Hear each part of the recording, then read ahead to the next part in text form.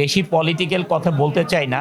আমরা যার যার মতো শেষে ফয়দা লুটি, এগুলো যার কপাল যেভাবে সেটাই ওইখানেই পড়ে থাকে। অপারেশন জ্যাকপট আসলে কোনো সরকারি, কোন সরকার আসবে না আসবে এটার জন্য অপারেশন জ্যাকপটের সমস্যা নাই কেন? কারণ অপারেশন জ্যাকপট হচ্ছে, আমরা সবাই জানি এই গল্পটা মুক্তিযুদ্ধ নিয়ে। নেভেল কমান্ডাররা এটাতে কাজ করে, যেটা মুক্তিযুদ্ধ হয়ে কাজ করেন তারা। আমরা এটা আসলে কোনো সরকারের আমলে এটা কোনো বাধাগ্রস্ত হবে না। এটা কোনো পলিটিক্যাল মুভি না।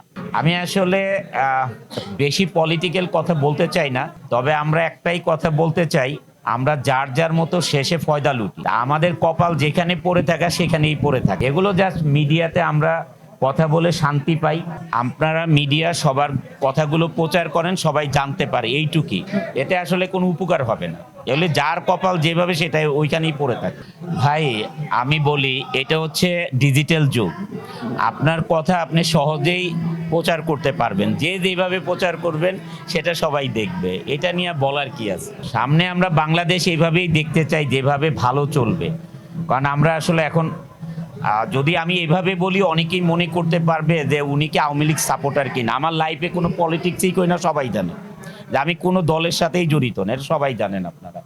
ইভেন তো ফুটবল খেলার সময় যদি কেউ বলে যে আপনি কোন দল সাপোর্ট করেন, জানেন যে আমি বলি না। ইভেন তো বর্ষা আমাকে বাসায় থেকেও আমাকে বলাতে পারে। এই হচ্ছে আমার ক্যারেক্টার, হচ্ছে এইটা। আমরা চাই আমরা মিলেমিশে থাকবো, সবাই ভালো থাকবো, দেশ ভালো চলবে, আমরা সবাই ভালো থাকতে পারবো, এটাই।